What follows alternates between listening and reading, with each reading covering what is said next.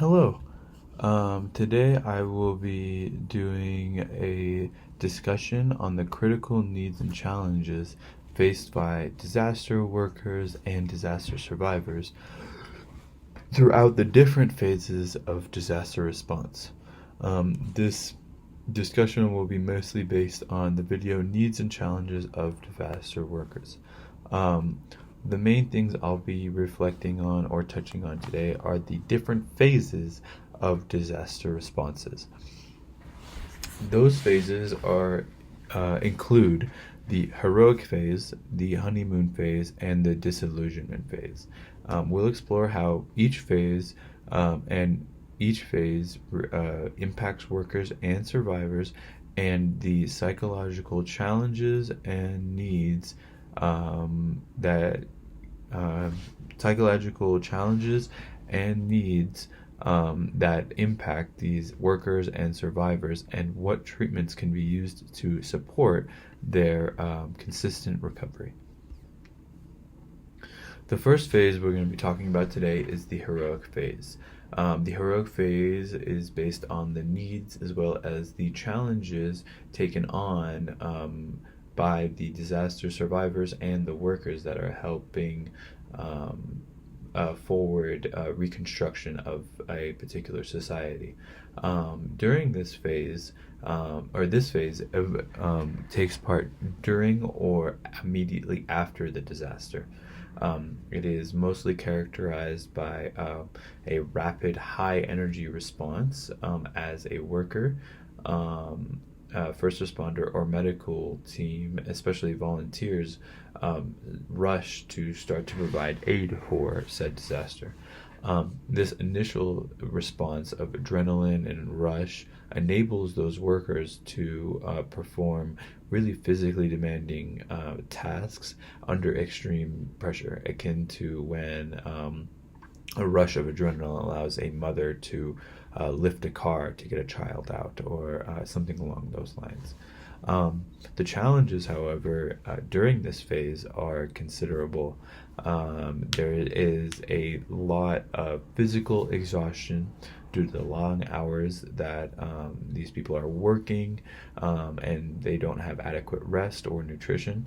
There is a lot of emotional strain from witnessing said trauma. Maybe they witness loss of life, or even the suffering of other workers or survivors.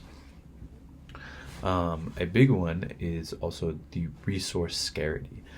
So the limited supplies, the limited medical supplies, limited amount of shelter, or even the limited food and water, the nutritious supplies that they need to keep going, really impact both workers and victims every day.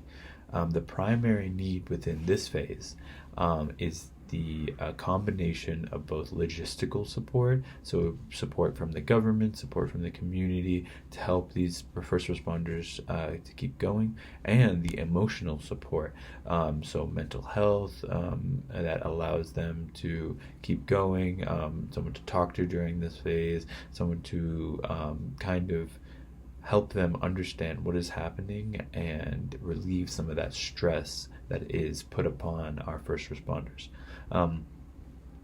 The best thing for them to have at hand and with them at all times is access to critical incident stress management programs, so CISM. These programs should help them process their experience and prevent the consistent burnout of these first responders, and allow them to keep moving, keep helping out, and keep the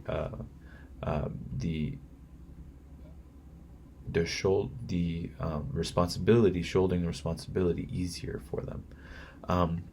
The second phase that we're going to talk about is the honeymoon phase, and the crash point that happens within this honeymoon phase. When the honeymoon phase happens, it typically follows that first response, that heroic phase, that where everyone is kind of coming in and doing as much as they can to help.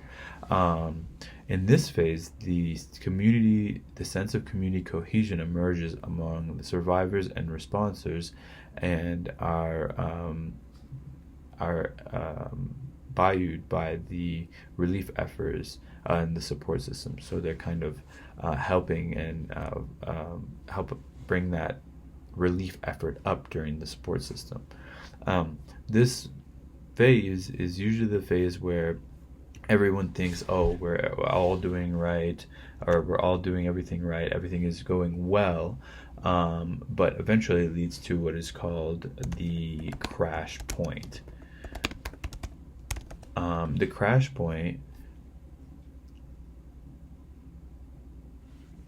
The crash point often affects the disaster workers and the survivors alike.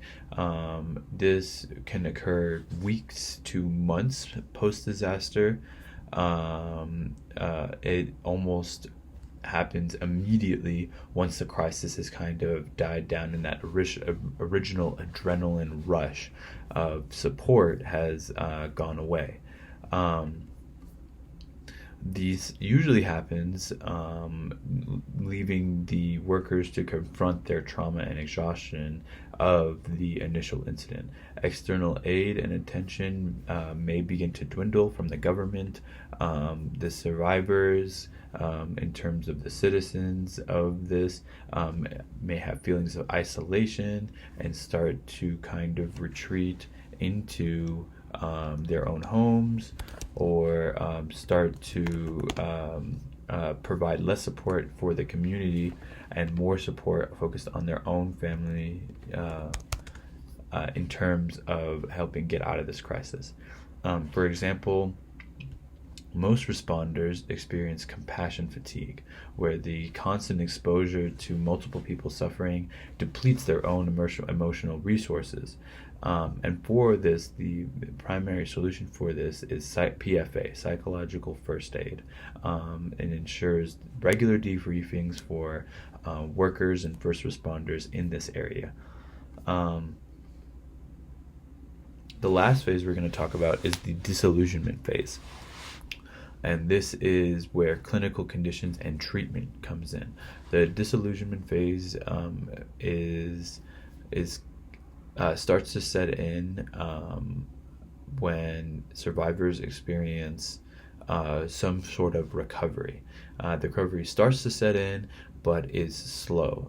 It may feel like what they're doing, the disaster workers may feel like what they're doing is ineffective, or they might start to be overwhelmed. This phase is usually characterized by emotional reactions like fear, anger, and hopelessness. Critical conditions such as PTSD, depression, anxiety, substance use disorders start to reemerge. This phase really is one of the most important in terms of starting the initial recovery of a society or of multiple individuals that are helping during these crises. To address these challenges, the evidence-based treatment such as CBT or EMDR, cognitive behavioral therapy, or eye movement desensitization and reprocessing have been seen to be really highly effective. Some also support groups, peer support groups such as MBSR, mindfulness-based stress reduction, can also aid in recovery by fostering resilience and emotional regulation during these times. These communities could also be outreached by these Christian subset of churches where they could provide more spiritual guidance towards these crises, as well as housing for the survivors and first responders. In summary, these disaster workers face unique challenges throughout all phases of this disaster response, from physical, emotional, spiritual, the toll of the heroic phase and the long-term impact seen during that disillusionment. It's vital to be able to support these individuals with interventions that are evidence-based, that we know will actually help them, not just in the short term, but will continue to provide them support in the long term as well. well. Understanding these needs allow us to create a system that promotes resilience and recovery and ensures that both workers and survivors have the resources they need to start healing again. Some references that are included in this this summary were Everly G.S. Mitchell, Crisis Intervention and Critical Incident Stress Management, A Defense of the Field, Figley's Compassion and Fatigue, Coping with Secondary Traumatic Stress Disorder and Those Who Treat the Traumatized, Isaac's Gatekeeper Training as a Suicide Prevention Strategies, Mitchell's Critical Incident and Stress Management, CISM, Critical Group Intervention, and Shapiro's Mindfulness-Based Stress Reduction for Healthcare and Professionals, as well as the original video, Needs and Challenges of Disaster. Thank you.